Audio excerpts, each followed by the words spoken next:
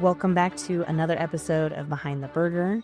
I am Caroline Romo, the Executive Director for the New Mexico Beef Council. And with me is Secretary Jeff Witte, our Secretary of Ag for New Mexico. Will you introduce yourself and maybe start with your background, and we can talk about how you got where you are and your love for agriculture. Oh, sure. So I'm Jeff Witte, and I do serve as the Secretary of Agriculture for the state of New Mexico. Just finished 14 years, started my 15th year as the Secretary. And, people ask me all the time, how did I get here? I don't know how I got here. It's been quite a journey, but it's been a great one. When I finished my college at New Mexico State University way back in the days, several decades ago now, the dean of the college asked me to go talk to the Farm Bureau about being their legislative director, government of affairs director. And I told him, as I told the executive VP of the Farm Bureau at the time, I don't like politics, and I didn't really like politicians, or at least I didn't think I did. And after 4 months, they convinced me to take on that role. And it was a deal where I'd get them through the legislative session. If they didn't like what I did, they could tell me to leave. If I didn't like doing the work, I could just leave, and no harm, no foul. What I found out was politics are what you see on TV. When you get down to it, working with legislators side by side, everybody wants to do good. And I really got to where I enjoyed that policy and sitting down writing laws and working with, the legends of the time, Steve Reynolds and a lot of the J.X. McSherry, some of the former legislators that were in office at the time. Really got the bug of trying to do good for the state of New Mexico and for the ag industry. In that, there was a short period of time when Governor Carruthers at the time asked me to finish out a term on the Public Service Commission. And that's the commission that regulates all the electric and gas and utilities, basically. So I did that. I was appointed as a public service commissioner, and I was the youngest commissioner ever appointed or to serve in that agency at the time, and I think still is. But what that really showed me was that being a decision maker was really cool, instead of trying to be an influencer. Yeah. And so I always kept that in the back of my mind. It was like, wow, so there was a little bit of fun in making decisions, and that impacted a lot of people. Yet that's a pretty heavy responsibility. The term ended. I went back to the Farm Bureau. And then in 1994, the assistant secretary, deputy secretary of the Department of Agriculture came open, and the Farm Bureau folks encouraged me to apply for that, and several others encouraged me to apply for that. Anyway, long story short, I ended up at the Department of Agriculture as a deputy secretary. And it's been a journey ever since. And then 2011, I was selected by the Regents to be the State Secretary of Agriculture. And I can tell you that if you want to be a cabinet secretary, you want to be me. You work with the greatest people, in the state. You work for with the greatest. How much better does it get than providing the food for everybody? Absolutely. And taking care of those policies. So that's kind of, in a very short term, how I got to where I am today. Yeah. From a thinking, isn't that how life works? You think you're never going to do something, and then that's the wrong. I went to college to be a banker with the Farm Credit System. That's all I was focused on. And I actually had a job offer to go to work for the Farm Credit System. At the same time, that was on my bachelor's. At the same time, the university had given me an assistantship to get my master's degree. And I was sitting there with those two offers on my desk. I had a desk as a student employee at the Ag Econ department, and Dr. Lowell Catlett walked in, and he said, "What are you doing?" I said, "Well, I'm weighing these two offers, and I got a job offer from Farm Credit." And he goes, "You would be a terrible banker. Go to grad school." So I did. I went to grad school. And I haven't looked back since. Yeah, well, worked out well. Well, maybe talk to me more about the Department of Agriculture and what you guys your goals are and what you guys do, because obviously I know, but maybe a listener doesn't. Yeah, no. So the Department of Agriculture in New Mexico is we're one agency that touches every person every day. When you talk about the weights and measures programs, we're checking all the gas stations and making sure you get, the right octane and the right volume for what you're paying for. We're in all the grocery stores, making sure the volume and the scales and the price verification is working. We check those every year, every facility every year, and then we do more on complaint basis too. We regulate pesticides, feed, seed, fertilizer, and making sure that everything on the pesticide side is applied appropriately and per label, and that things are within the right tolerances. And in these other areas, fertilizer is a really unique one because under the state law, if a consumer is not getting the what's on the label, then the penalty actually can go to the consumer if we can work through all the details on that. So what that means is typically your fertilizer will be, nitrogen, phosphorus, and potassium. And it's labeled at a certain amount, and we test that in our laboratories to make sure you're actually getting what's on the label. And if it's short, then we have a penalty matrix that we can kick in. We're also in all the dairies in the state of New Mexico. New Mexico is a large dairy state. We're in top 10 all the time in dairy production, milk production, cheese production. We're in all the cheese plants, making sure the milk quality is correct and sanitation is correct, and the cheese that is operating within the guidelines of FDA. So that's on the regulatory side. We also are big in the policy arena. I've got a division that deals with ag policy and also with the soil and water conservation districts, healthy soil programs, and noxious weeds. And we have the Land of Enchantment Legacy Fund now that the governor and the legislature passed a couple years ago. That's bringing this year $3.4 million into the department that we're issuing grants across the state to benefit the soil. And it goes on. We've got a marketing and development division where we do market state our ag products, not only in New Mexico, but around the nation and, in fact, around the world. Several years ago, our team opened the market in China for pecans. Today, we're working very hard in the India market to send our pecans to India. But, one year, this year, I asked the team to review all the places New Mexico products go. And we're now sending our products to 55 different countries around the world. Wow. So it's not only do New Mexicans desire our products, the whole world desires New Mexico products. And that's really kind of a neat thing. We've got the veterinary diagnostic lab in Albuquerque. That's like the OMI for animals. And they work with the veterinary community across the state to determine animal disease issues, animal health issues, find out why an animal might have died and that kind of thing, so that we can better protect not only the livestock industry but the pet industry as well. So we touch a lot of stuff all the time, and it's really a fascinating agency.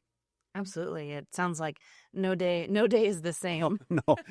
When I wake up in the morning, I never know what it's going to. Yeah. And that's what I love about being at the Department of Agriculture. Oh man, and what a great thing you guys do. I know we talk a lot about food safety when we're talking to students or groups. We always try and encourage people that you can have trust in the food system because of agencies like you guys that are working so hard to keep regulations and do research and do all these things that it's such an important part of the agriculture industry that I want people to have confidence in the food system. Confident, as I travel the world working with trying to promote our products, and when we're meeting with importers in other countries, the number one thing they admire about the U.S. is our food safety program.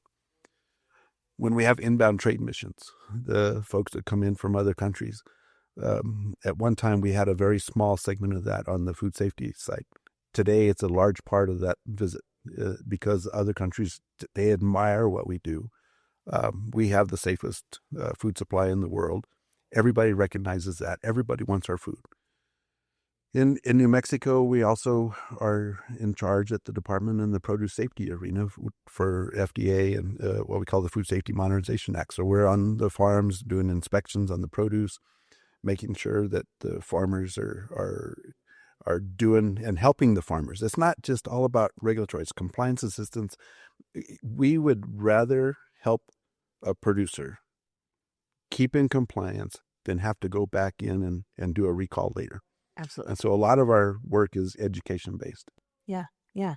Again, I'm so grateful to live in the States and have the safest food supply. What a great thing we can be grateful for. And then it gives us too, because we have a safe food system, we have the ability for food choice too, right? And Oh my gosh.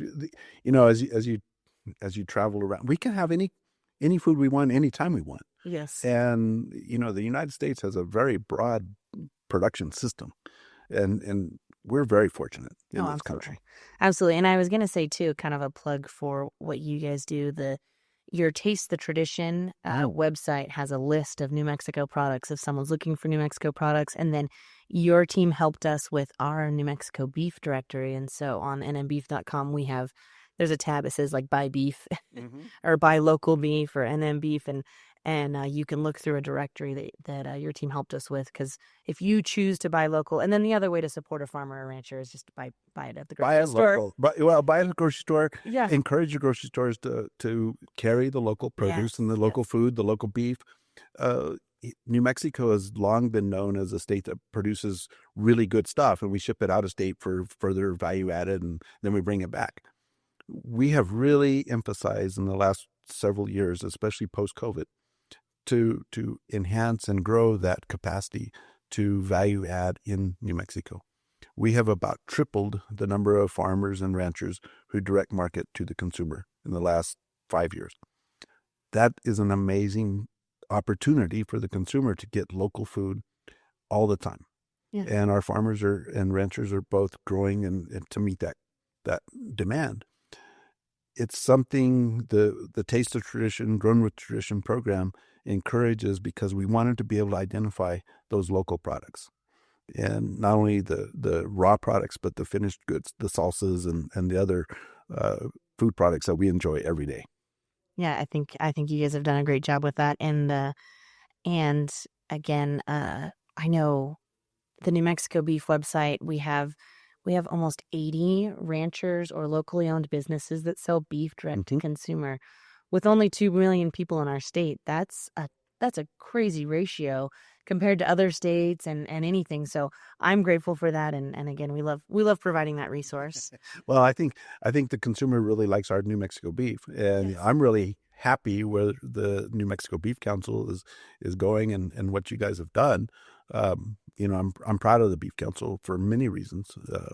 I not only do I get to appoint the directors, but we in our department works very close with you all in your marketing programs, and it's a great relationship. Oh, absolutely. And thankful for that, because sometimes your team knows way more than me, and I'm grateful. I like to say when we're at the Department of Agriculture, I'm the dumbest guy in the room, because we hire really smart, capable people. Oh my gosh, the best. I have so much admiration for your team. So what gave you your love for agriculture? Oh, I grew up on a ranch. My granddad homesteaded it in 1921. We came back. My dad came back in late 70s, I guess, or early 70s, maybe. I don't know. Time flies when we're having fun. But just being, growing up in that atmosphere and that hands-on, and then seeing all of the things that are involved in agriculture that a lot of people just don't know about, and they take for granted that beef just showed up, or the chili just showed up. Seeing the people that are involved in agriculture is really what it's all about, and then providing that food that everybody enjoys. And people talk about the way of life. Everybody's got a way of life. I love the wide open spaces and the ability to just get your hands dirty and do those kind of things. Now, you might say, how do you do that at the Department of Agriculture? My passion is to make sure others have that opportunity. And, we're an old state. And what I mean by that is our producers are the second oldest in the nation on the ground doing their thing in agriculture. we're in a period of transition. Someday those folks are going to retire. We have to make sure that next generation has the opportunity to provide that food that we're all going to want and enjoy. That's the passion of the Department of Agriculture, is really working to make sure there's that opportunity in the future. We're not going to be a nation that food just shows up. It's got to be produced someplace. And the world understands that, and we understand that as a nation. And it takes these agricultural people to make it happen. And it's a lot of fun when I go to school systems that are serving New Mexico food products. And you see the enjoyment in the kids. And actually, when I was at Bernalillo Public Schools one time, and their food service cafeteria manager was telling me that when they serve New Mexico food products, their food waste is down 40%. Wow. The kids enjoy the fresh and the good local food. Those are the things that really just keep me going and make this job the best job in the state, really. Oh man, absolutely. Well, I'm grateful that you guys are working on so many things, and I think might even be a good minute to plug the AgriFuture programs for people. If you're interested in kind of next generation, you are that next generation, and you want to be the future of ag. They have a great program. We started the AgriFuture program, I don't know, 10 or 12 years ago now, and it was a program designed for those in the space of 20 to 40 years of age. What we found was that about a third of the participants were over 40. And it was folks that had been in other jobs and industries, and they were coming back to their roots, coming back to their family land, operations maybe. And they're all looking for that next opportunity in production agriculture. And it's all about production agriculture. It's growing the food products and the marketing of those food products. And when I talk about food, it's including beef. And sometimes people lose that in the translation. They think of food as just the vegetables and those kind of things, but it's all encompassing. And New Mexico, we are a small land agricultural state. And what I mean by that is about 67% of our farms are less than 500 acres. And, I was having a conversation with former Secretary Tom Vilsack, and I told him that statistics. He goes, "My God, how do they compete?" I said, "These guys are the best that there is in the United States because they can make it work." But it takes those unique marketing and marketing opportunities, the growing opportunities to make that happen. And that's what AgriFuture is all about. It's attracting that next generation into those opportunities. Oh yeah, and I think New Mexico farmers and ranchers are very innovative and are very efficient, right? They can, it boggles everybody's mind when I'm traveling around the United States and I talk about, we get 12 to 14 inches of rain on a good year. And in other states, they'll tell me, we got that last week. Yes, and so different. And you take our land and our producers, and they make it work. They are by far the best. Stay with us. We'll be right back. Dion's took the best parts of a green chili bacon cheeseburger and made them a pizza. Savory beef, hatch green chili, crispy bacon, and melty cheese, all on a handcrafted crust. It's bold, it's beefy, it's a pizza worth sharing. Try it today at any Dion's location. Absolutely. I can support that. Maybe a little biased, but I also support. What do you think? So we kind of talked about New Mexico's landscape. So maybe I'll ask, what's the most rewarding part of being in the agriculture industry? I'll just tell you that from my perspective, it's working with the people. And I spend a lot of time with the 4-H and FFA programs in that, what I call the next generation of leaders. And I tell them they're not only the next generation of leaders, they're leading today. And when you see the bright eyes in these kids and their thought processes, they're pure and they're very dynamic and they're open-minded about their future. And that impacts all of us.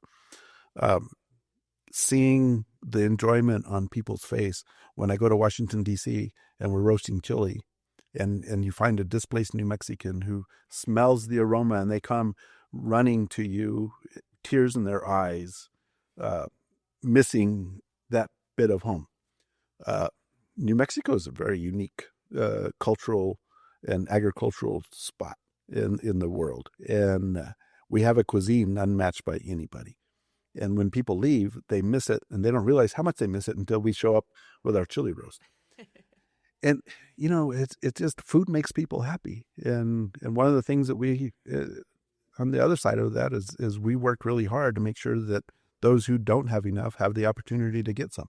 And working with the food banks and the food depots and others around the state in all their programs, it's really important that we have that opportunity so that everybody has the chance to get their belly full. Oh man, yeah, food is an ultimate connector, and gosh, New Mexico has such a unique flavor profile, and I talk about it all the time that I think New Mexico is a foodie's paradise. It is the best. Yeah, and we have so many restaurants that are locally owned and generational, and they stay, even though we have such a small population, they stay. Well, we say at our house that if a restaurant survives in New Mexico, it's because it's good. It's good. Because there's not enough people to keep it if it was not. Yeah, and a lot of folks don't realize that, is that New Mexico is a very small population state. Very. There are cities, many, many cities, that are bigger than our entire state as a population. And we're very fortunate, I think, to have the number of good restaurants and the good businesses that we have in this state because of our limited population. And that's both good and bad when you talk about population, but it's also what makes New Mexico special and unique is that our wide open spaces and opportunities to recreate in those spaces as well. But you talk about cuisine, and New Mexico's got it. Louisiana has it. I once took a professor from the University of Minnesota to supper at a very local restaurant in Albuquerque. And then we were on a return visit up to Minneapolis, and his first words were, "I can't take you to any place that's good local because we just have food. We don't have anything like you guys have in New Mexico." And I thought that was a really big compliment to our folks in the state. Absolutely. Absolutely. And I think it's, I always say New Mexico is America's best kept secret. But then we brag on it so much, it's not much of a secret anymore. So yeah, we'll see what changes in the future, because we know it's wonderful. Other people are going to find out. What is something that you're excited about that you're working on or your team's working on coming up? There's a lot of things that are coming up in the future. One of the things I mentioned a little bit earlier is the opportunities for international trade. We grow a lot of pecans in this state, and basically around the world, pecans are known as the healthiest nut that there is. Okay. Maybe the walnut folks or the almond folks, pistachio folks will give us a little competition every now and then. It's like which is better, northern chili or southern chili? I just like chili. Yeah, as long as it's New Mexico. As long as it's New Mexican chili, we don't want any of that stuff from the other side of the state line. But when you talk about the opportunity, how do we grow New Mexico and so the opportunity to export and create wealth in the state by exporting products and adding value to the producers here is a big deal. And so we're really working hard on that. The value added in-state and making sure that we have and we keep open those supply chains and the opportunities for our local producers to reach the consumer in New Mexico is another. And it's not an overnight process. It's one of those processes that takes several years and getting both the supply side right, but the demand side right, and the timing. But, the other day I was at the food meeting in Albuquerque, the first food conference, and the public education department said we served 55 million meals last year in public ed through the school systems. And my comment back to that was, couldn't you imagine the impact that if those meals just had one or two New Mexico products on them, what that would mean for our producers in the state? Those are opportunities that have been there that we haven't just had the opportunity to capture. And now we've got, a meat facility in Roswell that has changed their entire production line to put beef into the schools and get it ready to go. And those are the things that make me happy and excited, because that will take just normal cattle into the school systems at a value-added rate and get healthy food to the kids that need it every day. So those are just some of the things that we're pursuing.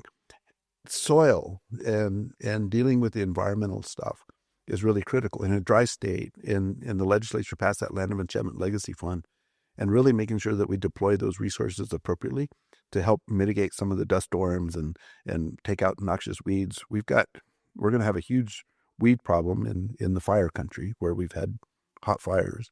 And so having my staff get geared up to address those as they start cropping up is going to be a big deal. So a lot of things I'm happy about and excited about. Absolutely. What a great thing to have, too many. Can't just say one. No. What a good thing. What's your favorite part of the beef industry, or maybe something that you think people don't know about raising beef in New Mexico? My favorite part of the beef industry is the end product. Yes. Great. That's a great favorite. I'm a big fan of hamburgers, ribeye steaks, and prime rib. Yes. And there's, prime rib is probably the sleeper product out there because, in my opinion, it's one of the easiest things to cook and smoke on a grill and get it ready.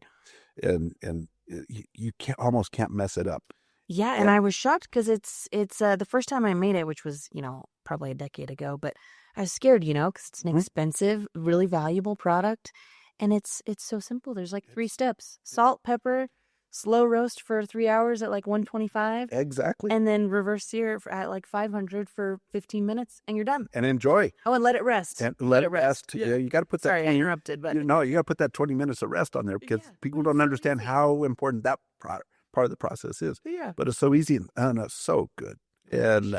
And nothing brings people together like a table full of good food. Absolutely. And prime rib and ribeye steaks and hamburgers are like and when you add green chili to the hamburgers, it's heaven. It's over. Yeah. But the thing about cattle ranching and raising cattle that we talk about a lot within our circles, but a lot of people don't understand it. It's a multifaceted entity. You're not only taking care of the cattle, but you're taking care of the landscape. You're taking care of the wildlife. There's a lot of intrinsic things going on out there that people take for granted that ranchers just do. And then it's part of the community. When you drive across this state, and I encourage people when you're driving from Albuquerque to Roswell, you pass through a lot of open range and you see the livestock out there. What else could there be? Right. And that's those folks that are really taking care and raising the food products that we all enjoy. And we should not take that for granted. Absolutely. Absolutely. I think one thing, we just had a advertising campaign with some billboards, and one of the focus was "Welcome to Beef Country." New Mexico is beef country. New Mexico's beef country. And the other part about that is about 98% of our folks, and I don't even know the 2% where that falls, but 98%, it's all family farmers and family ranchers. These are people who are part of your community every day. They go to the school board meetings. They go to the county commission meetings. They go and support the schools and the sports and the FFA and the 4-H activities.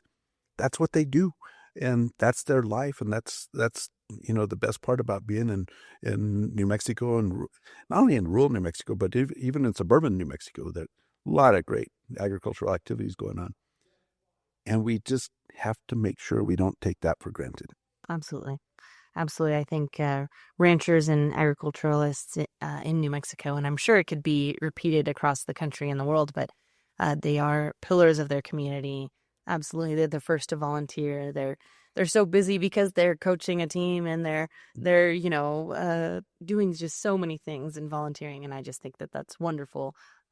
Wonderful. Paul Harvey hit it right on the nose with his and God created the rancher. And, just show you how old I was at the FFA convention when he gave that speech. Oh, wow. In Kansas City. And it hit home that day. It was an amazing thing to attend. And when we heard it again on the Super Bowl commercial, oh my goodness, it brought back a lot of good memories, but it really is a great message.